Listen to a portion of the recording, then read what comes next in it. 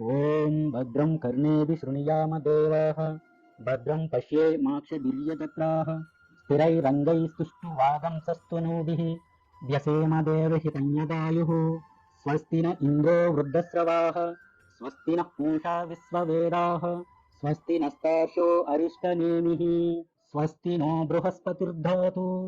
ఓం శాంతి శాంతి శాంతి. ఓం నమో భగవతే వాసుదేవాయ నమః. ఉపనిషద్ దర్శనం వచన పఠనం. అథర్వవేద అంతర్గత ఉపనిషత్తులలో 21వది త్రిపురాతాపిన్యోపనిషత్. శ్లోకం: త్రిపురా తాపినీ విద్య వేద్య చిచ్చక్తి విగ్రహం వస్తుత చిన్మాత్ర రూపం పరం తత్వం భజామ్యహం. ఈ లోకంలో భగవంతుడనేవాడు 1 ప్రాజాపత్యం, 2 వైష్ణవ, 3 విలయ కారణమైన రూపం అనగా బ్రహ్మ విష్ణు మహేశ్వర అనే వాటిని ఆశ్రయించాడు. త్రిపుర, అభిధ, భగవతి అనే పేర్లు కలిగిన శక్తితో భూ భువర్ సువర్ అనే 3 లోకాల్ని, స్వర్గ భూ పాతాళాలు అనే 3 పురాల్ని ఆక్రమించాడు. మాయాత్మకమైన హ్రీంకారంతో రుల్లేఖ అనే భగవతి త్రికూట శిఖరం మీదున్న విలయధామం అనే నిలయంలో ఘోరమైన తన దివ్య తేజస్సుతో వ్యాపించింది. అలా త్రికూట శిఖరాన్ని ఆక్రమించిన ఆ భగవతినే త్రిపుర అంటారు. తస్సర్వితుర్వరేరణ్యం నుంచి ప్రచోదయాత్ వరకు ఉండేది త్రిపద గాయత్రి. సరోజరజ శిశావదం అనేది గాయత్రి మంత్రానికున్న 4వ పాదం.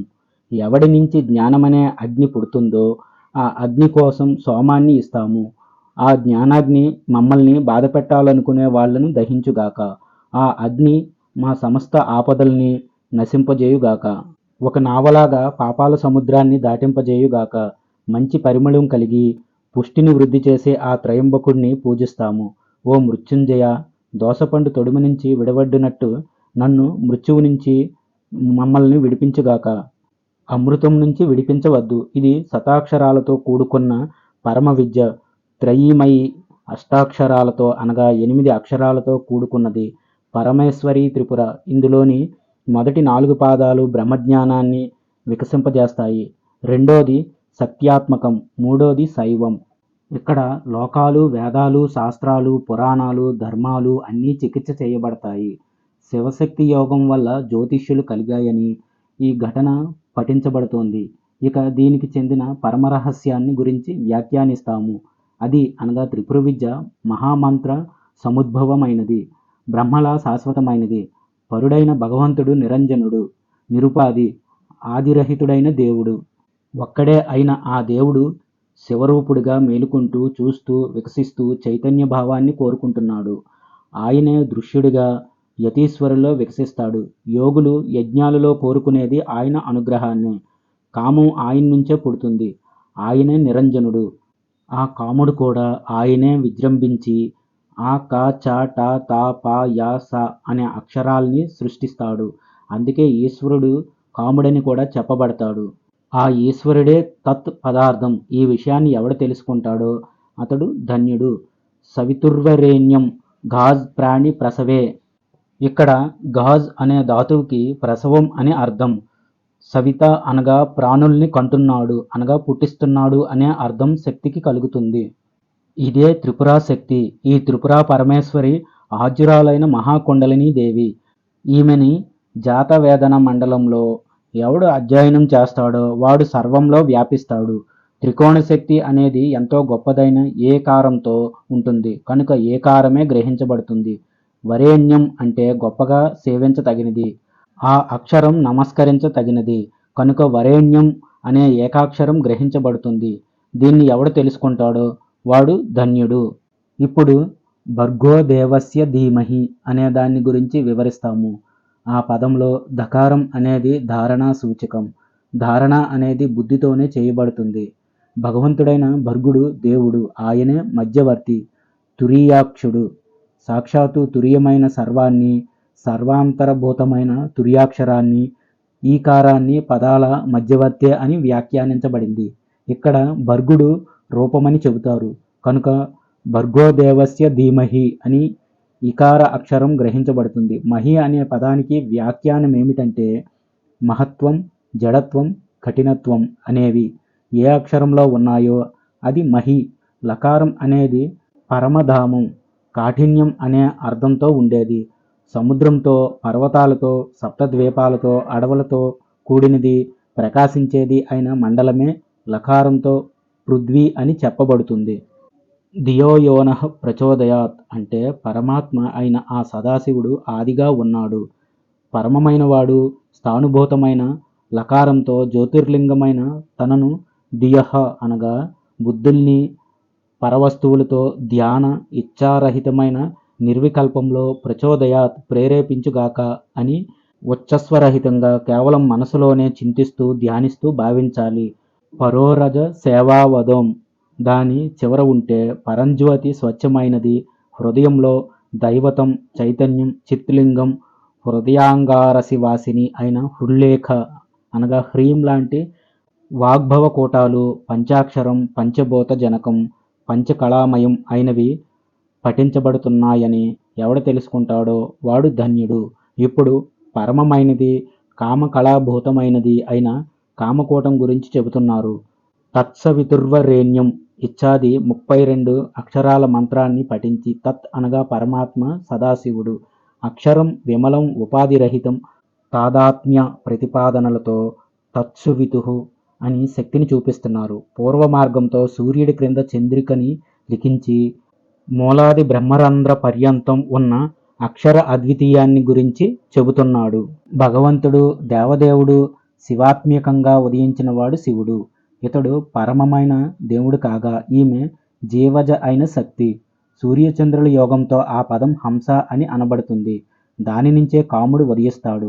కాముడి నుంచి పరమశివ కాముడు పుడతాడు. ఇక్కడ కా వర్ణమైన కామదేవుడు వరేణ్యం భర్గ అనబడతాడు. తత్సవితుర్వరేణ్యం భర్గోదేవః అనేది త్రాగదగిన క్షీరం మధువు ఘృతాలతో కూడినది. జీవాత్మ పరమాత్మల యోగం వల్ల తత్ అనే స్పష్టమైన అక్షరం మూడోది. హ అనే సదాశివుడు ఎలాంటి కల్మషం లేనివాడు, అందరికీ ఆద్యుడు దేవుడు. ఇక్కడ అంత్యమైన అక్షరం వ్యాకరించబడుతోంది. పరమమైన పదం ధి ధారణ చేయబడుతుంది. జడత్వధారణం మహి అనేది లకారం. శివుడి క్రింద లకారార్థం స్పష్టమైన అంత్యాక్షరం పరమ చైతన్యం కూడా. ధియో యోనః ప్రచోదయాత్ పరో రాజసే సావదోం అనే కూటాన్ని కామకళాలయంగా తెలుసుకున్నవాడు షడ ద్వపరివర్తకుడై వైష్ణవమైన పరమార్థ స్థానాన్ని పొందుతున్నాడు. దీన్ని తెలుసుకున్నవాడు భగవంతుడే. దీని నుంచే మూడో శక్తి పుడుతుంది. 32 అక్షరాల గాయత్రి మంత్రంతో తత్సవితుర్వరేణ్యం అన్న దానివల్ల ఈ ఆత్మ నుంచి ఆకాశం, ఆకాశం నుంచి వాయువు ప్రకాశిస్తున్నాయి. దాని ఆధీనమైనది వరేణ్యమైనది ఉదయించేది అయిన సవిత నుంచి గాని యోగ్యుడైన జీవాత్మ పరమాత్మల నుంచి గాని ఉద్భవించిన వాడిని ప్రకాశశక్తి రూపుణ్ణి జీవుణ్ణి అక్షరుణ్ణి స్పష్టంగా పొందుతాడు. భర్గోదేవస్యధి అనే దానితో ఆధార రూపమైన శివాత్మ అక్షరం గణించబడుతుంది. మహి అనే దానితో అశేషమైన కామ్యమైన రమణీయమైన చూడదగిన శక్తికూటం స్పష్టం చేయబడుతుంది. ఈ విధంగా కా ఏ ఈ లా హ్రీం హ స క హ ల హ్రీం స క ల హ్రీం అనే 15 అక్షరాల త్రిపురా మంత్రాన్ని ఎవడు నిత్యం పఠిస్తాడో వాడు కోరిన కోరికలన్నీ పొందుతాడు. సకల భోగాలు అనుభవిస్తాడు. అన్ని లోకాల్ని జయిస్తాడు. అన్ని రకాల మాటల్ని పలుకుతాడు. గురుస్థానాన్ని పొందుతాడు. విష్ణు స్థానాన్ని భేదించి ఆ పరబ్రహ్మను చేరుకుంటాడు. ఈ విద్యను ఎవడు తెలుసుకుంటాడో వాడు ధన్యుడు.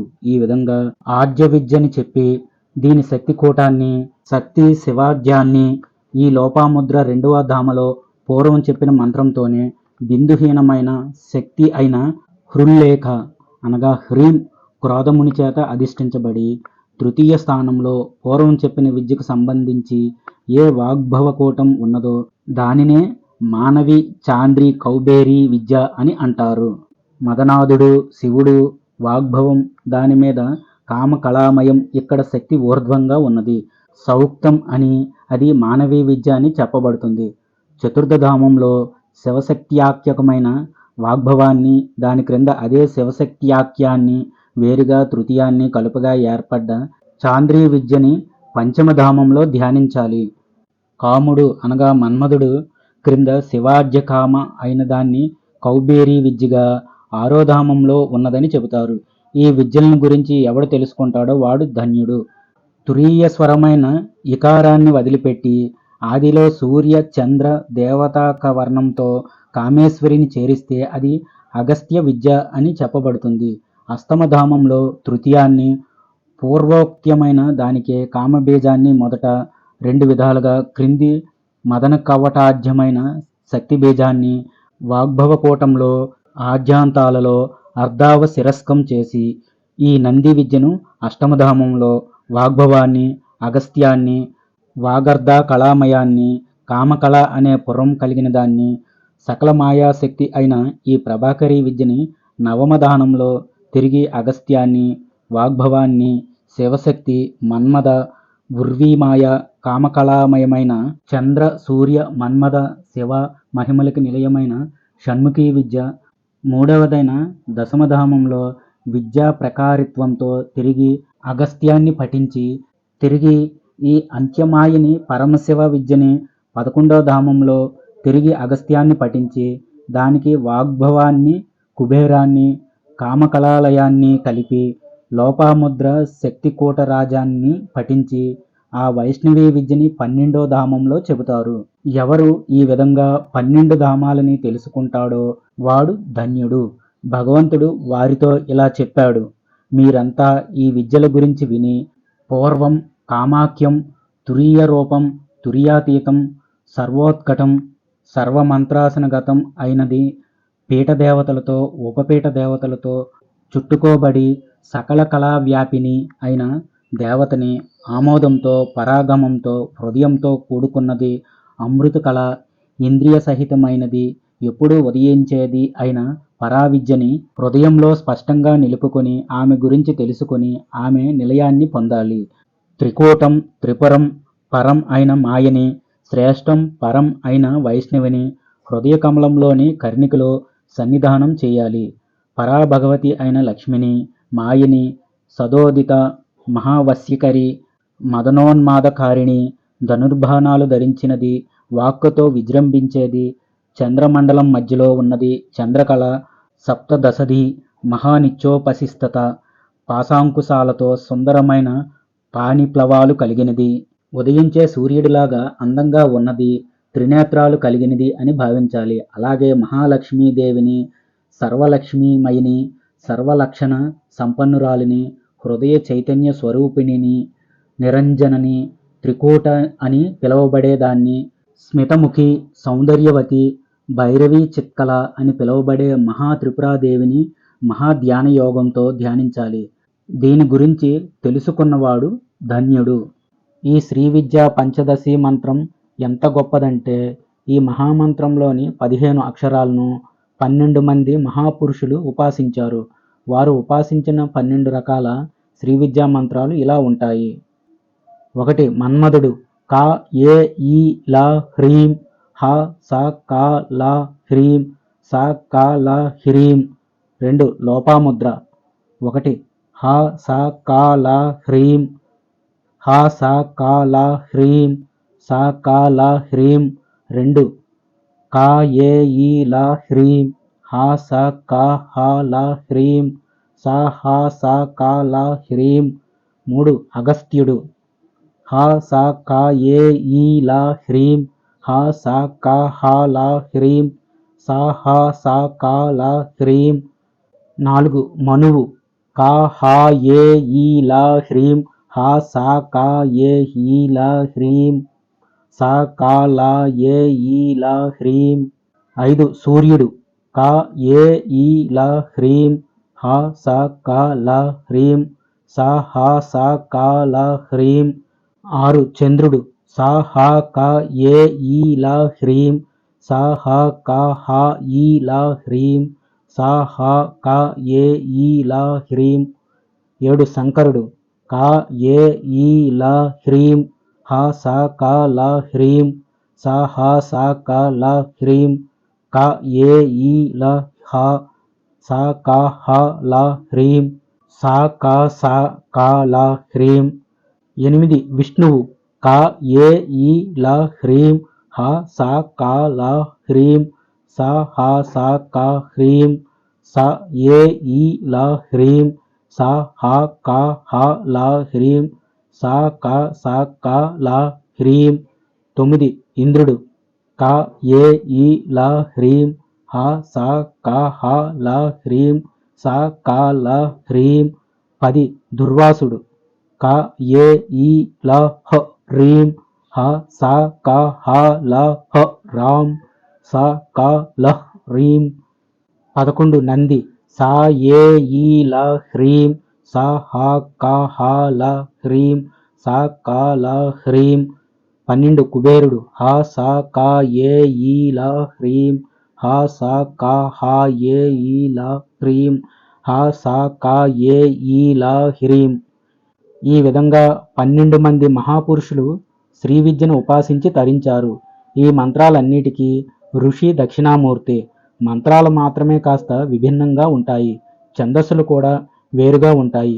పై మంత్రాలలో మన్మధుడు, లోపాముద్ర, మనువు, చంద్రుడు, కుబేరుడు, నందికేశ్వరుడు, అగస్త్యుడు ఉపాసించిన మంత్రాలు అనుష్టప్ ఛందస్సులో ఉంటే, ఇంద్రుడు, సూర్యుడు, శంకరుడు, విష్ణువు, దుర్వాసుడు ఉపాసించిన మంత్రాలు పంక్తి ఛందస్సులో ఉంటాయి. ద్వితీయోపనిషత్. ఇప్పుడు జాతవేదసే సునవావ సోమ అనే సూక్తాన్ని పఠించి త్రైపురీ వ్యక్తి గురించి చెబుతాము. జాతవేదసే అనే వృక్కుకి మొదటి చివర స్థానాల్లో లీనమై ఉన్న బీజనాగర రూపాన్ని గురించి చెప్పమని ఋషులు అడగగా, అప్పుడా మహానుభావుడు వారితో ఇలా చెప్పాడు. జాతవేదసే సునవావ సోమం అనే దాని చివరి పదాన్ని విలోమంగా అనగా పైకి పోయే క్రమంగా పఠించి, మొదటి పదం మొదటి అక్షరం దీర్ఘం, రెండో దాని మొదటిదైన సునవావ సోమం అన్నదానితో కౌళం, నామం, శ్రేష్టమైన సోమం అనేవి మహా సౌభాగ్యమైనవిగా చెబుతారు. వీటిలో సర్వం సంపత్తి భూతమైన మొదటిది నివృత్తి కారణంగా, రెండోది స్థిర కారణంగా, మూడోది సృష్టి కారణంగా ఉంటుంది. ఈ మూడిటితో కరశుద్ధి చేసి త్రిపురా విద్యని స్పష్టం చేసి జాతవేదసే సునవాము సోమం అనే వృక్కుని పఠించాలి. దీన్నే మహావిద్యేశ్వరీ విద్య అని చెబుతారు. త్రిపురేశ్వరిని జాతవేదసే అన్న పదంలో జాతే అని మొదటి 2 అక్షరాలు మాతృకా శిరస్సు మీద ఉంటాయి. ఈ వాక్యార్థం బైందవాన్ని, అమృత రూపిణిని, కుండలిని, త్రికోణ రూపిణిని గురించి చెబుతుంది. దీనిలో మొదటిదాన్ని వాగ్భవం అని, రెండో దాన్ని కామకళాలయమని చెబుతారు. జాత అనే పదంతో పరమాత్మ విజృంభణాన్ని, జాత ఇచ్ఛాదితో పరమాత్మ అయిన శివుడు చెప్పబడ్డాడు. జాత మంత్రంతోనే కామిగా మారి కామాన్ని కోరుతున్నాడు. దీనితో దీని గురించి పూర్ణంగా చెప్పటం జరిగింది. జాతవేదసే సునవావ సోమం అనే ఈ విద్యని సర్వాక్షరీ విద్య అని చెబుతారు. ఇదే త్రిపురేశ్వరీ విద్య. ఇక్కడ జాతవేదసే ఇచ్ఛాది మంత్రంలో జాతుడు అనగా దేవుడైన వాడు ఈశ్వరుడు ఒక్కడేనని, ఆయనే పరముడని గ్రహించాలి. ఈ మంత్రంలోని మొదటి జాతవేదసే, రెండవ సునవావ, మూడవ సోము పదాల్ని సర్వరక్షాక్షరిగా సంబద్ధం చేయాలి. తరువాత ఆత్మాసన స్వరూపిణి అయిన విద్యని స్పష్టం చేసి పూర్తిగా 3 పదాల్ని కలిపి జాతవేదసే సునవామ సోమం అనే రక్షాకరీ విద్యా మంత్రాన్ని పఠించాలి. దీనికి ఆద్యాంతాలలో శివశక్తి స్వరూపిణిని వినియోగించి సహ అనే శక్త్యాత్మక వర్ణాన్ని, సోమం అనే శివాత్మక వర్ణాన్ని తెలుసుకోవాలి. ఇలా ఎవడు తెలుసుకుంటాడో వాడు శుభగుడవుతాడు. శ్రీ చక్రాసనాసీన అయిన త్రిపురవాసినీదేవిని జాతవేదసే సునవామ సోమం అనే మంత్రంతో భజించాలి. ఇందులో జాతవేదసుడు శివుడని, స అనేది శక్తితో కూడిన ఆత్మాక్షరమని గ్రహించి శివశక్తి అంతరాణభూతమైనది, త్రికుటాల్లో సంచరించేది, సూర్యచంద్రులనే నేత్రాలు కలిగింది, మంత్రాసనం మధ్యలో కూర్చున్నది అనగా 3 కూటాలు కలిగిన పంచదశాక్షరీ మహామంత్రం అయిన త్రిపురా మహాలక్ష్మిని జాతవేదసే సునవామ సోమం ఇత్యాది మంత్రాలతో ఉపాసించాలి. ఇంతకుముందు సదా ఆత్మాసన రూపంగా ఉన్న ఇదే విద్యని అనగా శ్రీ విద్యని స్మరించి శ్రీచక్రం బిందువు మీద సిద్ధాసనంలో కూర్చున్న త్రిపురమాలిని దేవిని ధ్యానించాలి. ఆ త్రిపురేశ్వరిని భక్తితో జాతవేదసే సునవామ సోమం ఇత్యాది మంత్రాలతో పఠించి ఆ దేవిని ఆశ్రయించాలి. ముందుగా దేవిని కళాక్షరంలో భావించి మూర్తిభూత మూర్తిత్రయీ రూపిణి సకల విశ్వేశ్వరి అయిన త్రిపురా విద్యని స్మరించి జాతవేదసే మంత్రాన్ని పఠించి త్రిపురా మహాలక్ష్మిని పూజించి అగ్నిని ప్రజ్వలింపజేయాలి. ఆ తరువాత త్రిపురాదేవి అగ్ని ఆసనం మీద కూర్చున్న దానిగా భావించి త్రిజ్యోతిషంగా ఈశ్వరిగా ఆ త్రిపురా విద్యని స్పష్టం చేయాలి. ఈ విధంగా సనః పరిషదతి దుర్గాని విశ్వేచ్ఛాది మంత్రాలతో కూడా దేవిని సేవించాలి. ఈ త్రిపురా విద్యని ఆహ్వాన కర్మలలో సర్వతోధీర అని చెబుతారు. ఈ 8 రకాల విద్యల్ని మహామాయకి అంగభూతమైనవిగా కూడా చెబుతారు. ఈ మాటలు విన్న దేవతలు తిరిగి భగవంతుడిని ఇలా అడిగారు, ప్రభు, మాకు మహాచక్ర నాయకాన్ని అనగా శ్రీచక్రం గురించి చెప్పండి. సార్వకామికమైనది, అందరిచే ఆరాధించబడేది, అన్నిటి స్వరూపమైనది, విశ్వతోముఖంగా ఉన్నది, మోక్షద్వారంగా ఉన్నది, యోగులైన వారు ప్రవేశించేది అయిన శ్రీచక్రం గురించి వివరించండి అని కోరారు. భగవంతుడు చెబుతున్నాడు, ముందుగా 3 భుజాలతో ఒక త్రికోణాన్ని చేసి దాని లోపల మధ్యగా ఉన్న రేఖను పొడిగించి విశాలంగా చేసి మొదటి యోనిని పూర్తి చేయాలి. ఆ యోనికి అగ్రరూపిణిని అయిన మానయష్టిని చేసి దాన్ని కొంచెం ఊర్ధ్వంగా పొడిగించి యోనిగా చేస్తే అది శ్రీచక్రంలోని మొదటి త్రికోణం అవుతుంది. అలాగే రెండో అంతరాళం, మూడో అష్టయోని కూడా అవుతుంది. ఇక 8 భుజాల చక్రం ఆద్యాంతాలలోని విదుక్కుల చివరిదాకా రేఖను పొడిగించి పైన కింద సంపుట యోన్యంకితం చేసి దాని కక్షల నుంచి పైకి పోయే విధంగా 4 రేఖలను గీయాలి. అలా చేస్తే అది యథాక్రమంగా మానయష్టి ద్వయంతో కూడిన దశయోనికి అంకితమైన చక్రం అవుతుంది. ఇదే విధంగా అదే తిరిగి దశార చక్రం అవుతుంది. మధ్య త్రికోణాల అగ్ర చతుష్టయం నుంచి రేఖాచరాగ్ర కోణాల్ని కలిపి దశార చక్రాంశాల నుంచి పొడిగించి దానికి మానరేఖను కలిపితే అది చతుర్దాసర అనగా 14 చక్రం అవుతుంది. దానితో అష్ట అనగా 8 పత్ర సంవృతమైన చక్రం తయారవుతుంది. అలాగే షోడశ అనగా 16 పత్ర సంవృతమైన చక్రం కూడా అవుతుంది. చివరగా భూపు చక్రం 4 ద్వారాలతో ఏర్పడుతుంది. సృష్టి యోగంతో కూడినదిగా శ్రీచక్రం వ్యాఖ్యానించబడింది. సనాత్మకమైన ఈ చక్రాన్ని ప్రతిలోమంగా కూడా చెబుతారు. వీటిలో మొదటి చక్రం త్రైలోక్య మోహనం అనే పేరు కలిగింది. అది అణిమాది అష్టకంగా, మాత్రాష్టకంగా, సర్వసంక్షోభిణ్యాది దశకంగా ప్రకటితమవుతుంది. అది సర్వసంక్షోభిణీ ముద్రతో కూడి త్రిపురాదేవితో అధిష్ఠించబడి ఉంటుంది. రెండోది సర్వసా పరిపూరక చక్రం అని పిలువబడుతుంది. అది కామాది ఆకర్షణీయ శక్తులతో షోడశకమవుతుంది. గుప్తంతో కూడుకొని త్రిపురేశ్వరితో అధిష్ఠించబడి సర్వద్రావిణీ ముద్రతో కూడుకొని ఉంటుంది. మూడోది సర్వసంక్షోణి చక్రం. ఇది అనంగ కుసుమాది అష్టశక్తులతో గుప్తతరంగా ఉంటూ సర్వాకర్షణీ ముద్రతో కూడుకుని త్రిపురేశ్వరీ దేవితో అధిష్ఠించబడి ఉంటుంది. నాలుగోది సర్వ సౌభాగ్యదాయక చక్రం.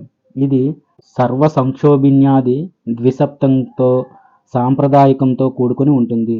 సర్వ వశంకరీ ముద్రతో కూడుకున్న ఈ చక్రం త్రిపురేశ్వరితో అధిష్ఠించబడి ఉంటుంది. ఐదోది తుర్యాంతమైన సర్వార్థ సాధక చక్రం అని చెప్పబడుతుంది. ఇది సర్వసిద్ధి ప్రదాది దశకంతో సకల కౌలంగా ఉంటుంది. మహోన్మాదిని అనే ముద్రతో కూడి త్రిపురేశ్వరితో అధిష్ఠించబడి ఉంటుంది. ఆరోది సర్వరక్షాకర చక్రం. ఇది సర్వజ్ఞాత్వాది దశకంతో నిర్గర్భంగా ఉంటుంది. మహంకుశ ముద్రతో కూడిన ఈ చక్రం త్రిపురమాలినీ దేవితో అధిష్ఠించబడి ఉంటుంది. ఏడోది సర్వరోగహర చక్రం. ఇది వసిన్యాది అష్టకంతో కూడుకొని ఉంటుంది. ఈ చక్రం రహస్యంతో కేచరీ ముద్రతో కూడుకుని త్రిపురాదేవితో అధిష్ఠించబడి ఉంటుంది. ఎనిమిదోది సర్వసిద్ధిప్రద చక్రం. ఇది సాయుధ చతుష్టయంగా పరాపర రహస్యంగా ఉంటుంది. బీజముద్రతో కూడుకున్న ఈ చక్రం త్రిపురాంబాదేవితో అధిష్ఠించబడి ఉంటుంది. తొమ్మిదోది చక్రనాయకమైన సర్వానందమయ చక్రం అని చెప్పబడుతుంది. ఇది కామేశ్వర్యాది త్రిశకంగా అతి రహస్యయుక్తంగా ఉంటుంది. యోని ముద్రతో కూడుకున్న ఈ చక్రాన్ని మహాత్రిపుర సుందరీదేవి అధిష్ఠించబడి ఉంటుంది. అన్ని రకాల ఛందస్సులు ఆ చక్రం ఆకుల్ని ఆధారంగా చేసుకుని ఉంటాయి. ఆ మహాచక్రమే శ్రీచక్రం. ఆ దివ్య చక్రం మధ్యలో ఒక అగ్ని మండలం ఉంటుంది. దానిలో సూర్యచంద్రులు ఉంటారు. అక్కడే ఓంకార పీఠం ఉంటుంది. దాన్ని పూజించి అక్కడే బిందువు రూపంలో ఉన్న అక్షరాన్ని, దాని అంతర్గతంలో వ్యోమ అనగా ఆకాశం రూపిణిగా ఉన్న మహావిద్యని స్మరించాలి. త్రిపురా సుందరీదేవిని ఆవాహన చేసి, ఓ దేవి, నీకు క్షీరంతో స్నానం చేయించాను, చందనాన్ని సమర్పించాను, బిల్వపత్రాలతో పూజించాను. ఓ తల్లి దుర్గామాత, నేను నిన్ను శరణు వేడుకుంటున్నాను, నన్ను కాపాడు అనే భావం కలిగిన ఒక రుక్కుతో అనగా మంత్రంతో మహామాయాదేవిని పూజించాలి.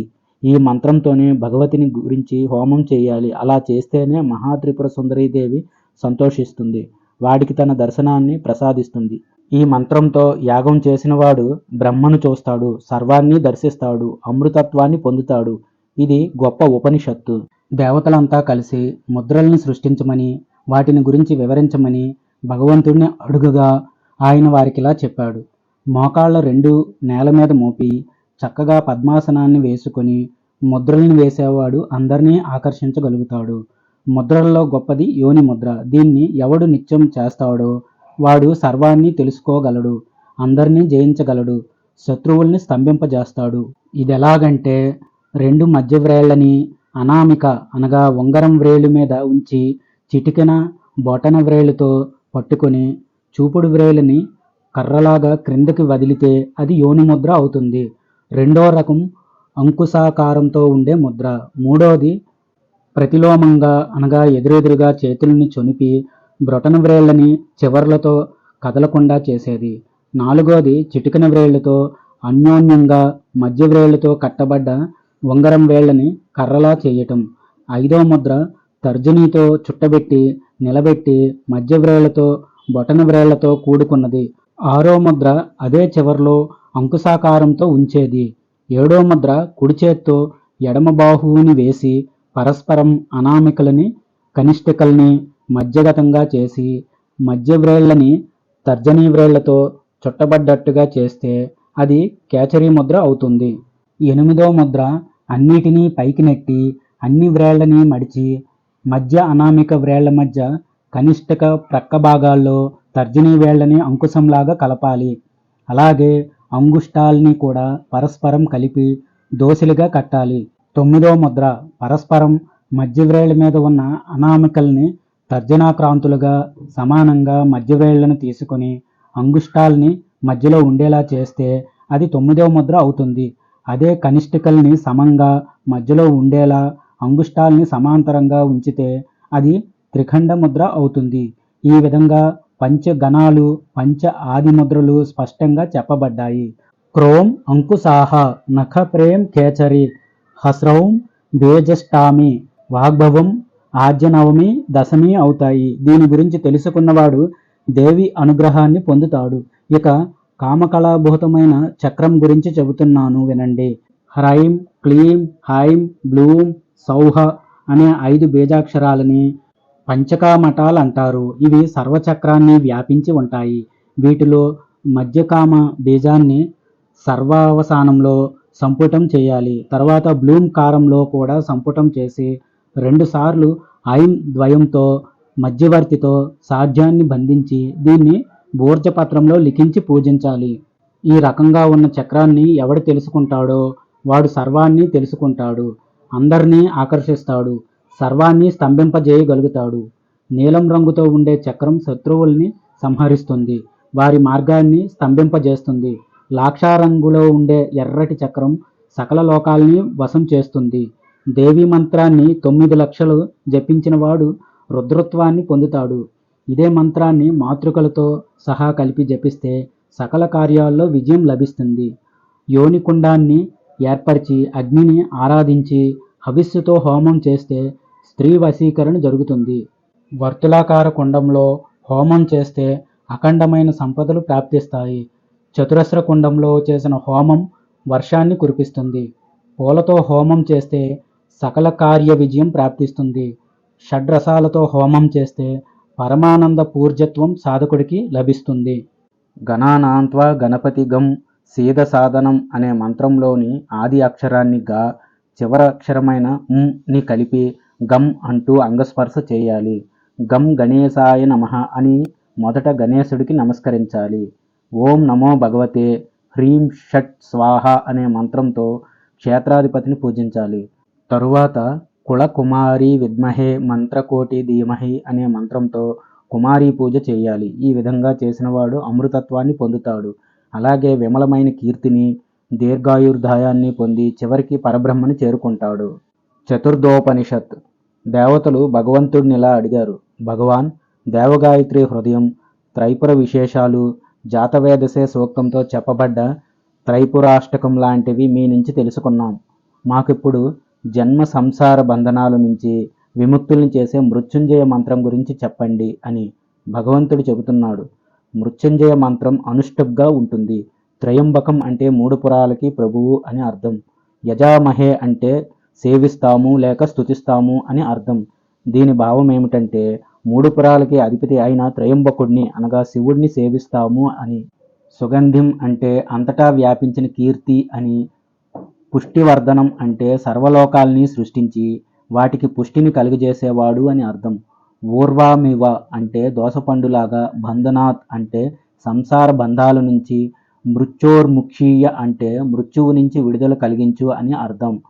మామృతాత్ అంటే అమృతత్వాన్ని అనగా మరణం లేని స్థితిని పెంపొందించు అని అర్థం. ఈ మృత్యుంజయ మంత్రాన్ని అనగా ఓం త్రయంబకం యజామహే సుగంధిం పుష్టివర్ధనం ఊర్వారుకమివ బంధనాత్ మృత్యోర్ముక్షీయ మామృతాత్ ఎవరు జపిస్తారో వారు అకాల మృత్యువు నుంచి, సంసార బంధనాల నుంచి, దోసపండు తొడిమి నుంచి విడిపోయినట్టుగా విడుదల పొందుతారు. అలాగే అక్షరాన్ని, నిత్యత్వాన్ని పొంది స్వయంగా రుద్రులే అవుతారు. భగవంతుడి మాటలు విన్న దేవతలు తిరిగి ఆయన్ని, ప్రభు, ఏ మంత్రాలతో స్తుతిస్తే భగవతి దర్శనమిస్తుంది, దానికి సంబంధించిన శైవ, వైష్ణవ, సౌర, గణేష మంత్రాల్ని మాకు బోధించండి అని ప్రార్థించారు. భగవంతుడు చెబుతున్నాడు: దేవతలారా, అనుష్టుబ్లో ఉన్న ఈ త్రయంబక మంత్రంతో మృత్యుంజయుడిని ఉపాసించాలి. అలాగే శివ ప్రతీకమైన ఓం నమశివాయ అనే యాజూష మంత్రాన్ని కూడా ఉపాసించవచ్చు. ఈ మంత్రోపాసన చేసిన వాడికి సకల శుభాలు కలుగుతాయి. చివరికి రుద్రత్వాన్ని పొందుతాడు. ఆకాశమంత వ్యాపించిన దివ్యమైన కాంతిలా శ్రీ మహావిష్ణువు పరమపదం వెలుగొందుతూ ఉంటుంది. విద్వాంసులైన వారు అనగా సాధకులు మాత్రమే ఆ పదాన్ని చూడగలరు. సర్వతోముఖుడైన శ్రీహరి మహిమ అనేది నూనె, మాంసపిండంలాగా ఓతప్రోతమై సర్వాన్ని వ్యాపించి ఉంటుంది. ఆ విధంగా వ్యాపించిన శ్రీ మహావిష్ణువు పరమపదాన్ని పరమైన ఆకాశంగా బ్రహ్మాది దేవతలంతా దర్శిస్తారు. తాము చూసిన దాన్ని తమ మనసుల్లో పదిలంగా దాచుకుంటారు. శ్రీహరి సకల భూతాల్లో ఉండేవాడు కనుక వాసుదేవుడయ్యాడు. ఆ వాసుదేవ మంత్రం ఓం నమో భగవతే వాసుదేవాయ నమః అని ఉంటుంది. ఇది ద్వాదశాక్షర వాసుదేవ మంత్రం. ఈ మంత్రాన్ని ఉపాసించిన వాడు అన్ని బాధల నుంచి ఉపశమనాన్ని పొందుతాడు. దీర్ఘాయుర్దాయాన్ని, ప్రాజాపత్య, రాయస్తోష, గౌచ్చాలనే యాగాలు చేసిన ఫలితాన్ని పొందుతాడు. అలాగే ప్రత్యగానందమైన పరబ్రహ్మ రూపాన్ని, ఓంకార రూపాన్ని కూడా పొందుతాడు. అకార, ఉకార, మకారాల్ని ఏకం చేస్తే అది ఓంకారంగా మారుతుంది. హంసహ అనే 2 అక్షరాలతో సౌర సంబంధమైన మంత్రం చెప్పబడింది. అద్రిజ, ఋతగం, సత్యప్రభ అనే ఉపాసంధ్యా ప్రజ్ఞలతో, శక్తులతో ఇంతకుముందు చెప్పిన అంశహ అనే సౌరమంత్రాన్ని ఉపాసించిన వాడు సకల శుభాల్ని పొంది అంత్యకాలంలో పరంధామమైన సౌరలోకానికి చేరుకుంటాడు. ఇక గాణాపత్యం, గణానంత్వ గణపతిఘం అనే త్రైజ్ఞభ మంత్రంతో పూర్వం చెప్పిన గణేష ఏకాక్షర బీజమంత్రం గం అనే దానితో గణేశుడిని అర్చించినవాడు గణేశత్వాన్ని పొందుతాడు. గాయత్రి, సావిత్రి, సరస్వతి శక్తులకి అజపామాకృతులు చెప్పబడ్డాయి. వాటితోనే ఈ సృష్టి మొత్తం వ్యాపించింది. సాధకుడు ఐం వాగేశ్వరి విద్యా హే క్లీం కామేశ్వరి ధీమహి సౌ స్తన్నశక్తి ప్రచోదయాత్ అనే మంత్రంతో ఉదయం గాయత్రీదేవిని, మధ్యాహ్న కాలంలో సావిత్రిని, సాయం సంధ్యలో సరస్వతిని, నిత్యం అజపా గాయత్రి అనగా హంస ఉపాసించాలి. ఈ విధంగా 25 అక్షరాలతో కూడిన మంత్రం నుంచే సకల భువనాలు, శాస్త్రాలు, ఛందస్సులు ఏర్పడ్డాయి. భగవతి అంతటా వ్యాపించింది. ఈ మంత్రంతో భగవతిని నిత్యం ఉపాసించేవాడు సర్వాన్ని దర్శించగలడు, అమృతత్వాన్ని పొందగలడు అని భగవంతుడు దేవతలతో చెప్పాడు. పంచమోపనిషత్. దేవతలంతా కలిసి భగవంతుడిని ఇలా అడిగారు: ప్రభు, ఇప్పటిదాకా మీరు త్రిపురాదేవికి సంబంధించిన క్రియాకాండ గురించి సవివరంగా బోధించారు. ఇప్పుడు మాకు పరమం గురించి చెప్పండి అని. భగవంతుడు చెబుతున్నాడు: దేవతలారా, తుర్యమైనది, చివరిది అయిన తత్వాన్నే పరబ్రహ్మ అంటారు. ఆ పరమపురుషుడినే చిద్రూపుడు, పరమాత్మ, శ్రోత, మంత్రద్రష్ట, అద్వేష్ట, ప్రష్ట, స్రష్ట, అఘోష్ట, విజ్ఞాత, ప్రజ్ఞాత అంటారు. అందరు పురుషుల్లో అంతర్గతంగా ఉండే పరబ్రహ్మే ఆత్మ. ఆయనే తెలుసుకోదగినవాడు. పరబ్రహ్మ కొలువు ఉండే స్థానంలో లోకాలోకాలుండవు. దేవాదేవతలుండరు. పశువులు, అపశువులు, తాపస, అతాపసులు, పౌలష్క, అపౌలష్కలు, విప్ర, అవిప్రలు ఉండరు. కేవలం ఒక్క పరబ్రహ్మే ఏకాంతంగా వెలుగొందుతూ ఉంటాడు. దాన్నే నిర్వాణం అంటారు. అక్కడ దేవతలు, ఋషులు, పితృదేవతలు ఎవరూ గొప్పవారు కారు. సర్వ విద్యలు అక్కడ మేలుకొని ఉంటాయి కనుక మోక్షాన్ని కోరుకునేవారు మనస్సుని విషయరహితంగా చేసుకోవాలి. అలా చేసుకోవటమే ముక్తికి మార్గం. మనస్సు అనేది రెండు రకాలుగా ఉంటుంది. ఒకటి శుద్ధం, రెండు అశుద్ధం అని. అశుద్ధమనే మనసును కామ సంకల్పాలతో ఉండగా ఎలాంటి కోరికలు లేనిది శుద్ధమైన మనసుగా ఉంటుంది. మానవుల బంధమోక్షాలకు ప్రధాన కారణం వారి మనస్సే. విషయాల మీద ఆసక్తి బంధనానికి కారణమైతే విషయరహితమైన మనస్సు మోక్షాన్ని ప్రసాదిస్తుంది. కనుక సాధకుడు ఎప్పుడైతే తన మనస్సుని ఎలాంటి విషయాల మీద ఆసక్తి లేకుండా చేస్తాడో అప్పుడే అతడికి పరమపద ప్రాప్తి కలుగుతుంది. ఇదే జ్ఞానం, ఇదే గ్రంథం. అన్ని రకాల గ్రంథాలు, శాస్త్ర పాండిత్యాలు హృదయంలో నాశనమయ్యేంత వరకు సాధకుడు తన మనస్సును నిరోధించాలి. అలా చేసినప్పుడు ఆ మనసుకి ఆలోచన చేయటం, చేయకపోవటం అనేవేవి ఉండవు. అలాంటి మనోనిరోధకుడే బ్రహ్మాన్ని చేరుకుంటాడు. పరబ్రహ్మాన్ని సదా భావించాలి. నిష్కలుడు, నిరంజనుడు, నిర్వికల్పుడు అయిన ఆ పరబ్రహ్మ తానేనని తెలుసుకున్నవాడు క్రమంగా బ్రహ్మాన్ని పొందుతాడు. అనంతమైనది, హేతు దృష్ట్యాంతాలు లేనిది, అప్రమేయమైనది, ఆద్యాంతాలు లేనిది ఆ పరబ్రహ్మమని ఎవడు తెలుసుకుంటాడో వాడు తప్పక మోక్షం పొందుతాడు. ఆత్మ ఒక్కడే. జాగృత్, స్వప్న, సుషుప్తి అవస్థలలో మననం చేయదగినవాడు. స్థానత్రయ వ్యతీతుడైన వాడికి పునర్జన్మ అనేది ఉండదు. లోకంలో ఉన్న అన్ని భూతాల్లో ఒక్కడే భూతాత్మ ఉన్నాడు. ఒకే చంద్రుడు నీటి బిందువుల్లో ఎన్నో చంద్రుళ్ళుగా కనిపించినట్టు పరమాత్మ ఒక్కడే అనేక రీతులుగా కనిపిస్తాడు. ఘటం అనగా కుండలో ఉన్న ఆకాశం ఆ కుండ పగిలిపోయినప్పుడు ఎలా పోతుందో అదేవిధంగా జీవుడు కూడా ఆకాశంలాగానే శరీరం పతనమైపోతే తాను దృశ్యమవుతాడు. వివిధ రకాల ఆకారాలతో ఉండే ఘటం మాటిమాటికి పగిలిపోతూ ఉంటుంది. ఆ పగిలిన గుర్తు కూడా తెలియదు. తపస్సు అనే అజ్ఞానం తొలగిపోగానే అంతటా ఏకత్వమే కనిపిస్తుంది. పరబ్రహ్మ శబ్దవర్ణాలు కలిగింది. అవి క్షీణించగానే అది అక్షరం అవుతుంది. ఆత్మశాంతి కావాలని కోరుకునేవాడు అక్షర బ్రహ్మని ధ్యానించాలి. శబ్దబ్రహ్మ, పరబ్రహ్మ ఈ ఇద్దరూ ఉపాసించదగిన వారే. శబ్దబ్రహ్మని బాగా ధ్యానించిన వాడు పరబ్రహ్మని పొందుతాడు. పండితుడైన వాడు జ్ఞాన తత్పురుషుడయ్యాక తాను చదివిన గ్రంథాలన్నిటినీ వదిలేయాలి. ఆవులు ఎన్ని రంగుల్లో ఉన్నప్పటికీ వాటి పాలన్నీ ఒకే రంగులో తెల్లగా ఉంటాయి. జ్ఞానం క్షీరం లాంటిదైతే శరీరం గోవు లాంటిది. జ్ఞాననేత్రాన్ని నిశ్చలంగా ఉంచిన సాధకుడు మహత్తు, పరమపదం, నిష్కలం, నిర్మలం, శాంతం అయిన పరబ్రహ్మనే స్మరించాలి. ఈ విధంగా పరబ్రహ్మం అనేది సర్వభూతాల్లో ఉంటుందని, ఆయనే తురీయుడని తెలుసుకున్నవాడు అక్షరమైన ఆ పరమపద నివాసాన్ని పొందుతాడు. ఎవడు తురీయాన్ని బ్రహ్మయోని స్వరూపంగా తెలుసుకుంటాడో వాడు దీర్ఘాయుష్మంతుడవుతాడు. ఆకాశాద్యనుక్రమణ క్రమంలో చెప్పాలంటే అన్ని భూతాలకి ఆకాశమే పరాయణం. సృష్టిలో ఉన్న భూతాలన్నీ ఆకాశం నుంచే పుడుతున్నాయి. తిరిగి అవన్నీ ఆకాశంలోనే లీనమవుతున్నాయి. పుట్టిన ఆ భూతాలన్నీ ఆకాశం ద్వారానే జీవిస్తున్నాయి. కనుక ఆకాశమే వీటన్నిటికీ బీజమని గ్రహించాలి. ఆకాశపీఠమే స్పర్శపీఠం, తేజోపీఠం, అమృతపీఠం, రత్నపీఠం అని తెలుసుకోవాలి. ఈ విధంగా తెలుసుకున్నవాడు అమృతత్వాన్ని పొందుతాడు. తురీయమైన ఈ కామరాజీయం 11 విధాలుగా అనగా మంత్రాలుగా భిన్నమైనప్పటికీ దాన్ని ఏకాక్షర పరబ్రహ్మగా ఎవడు తెలుసుకుంటాడో వాడు తురీయ పదాన్ని పొందుతాడు. గమనిక: ఈ ఉపనిషత్తులో మొదటి 2, 3 ఉపనిషత్తుల్లో చెప్పిన విషయాలు మంత్రశాస్త్రపరమైనవి. వీటి అర్థాన్ని, భావాన్ని సమర్థులైన పండితుల ద్వారా తెలుసుకోవటం మంచిది.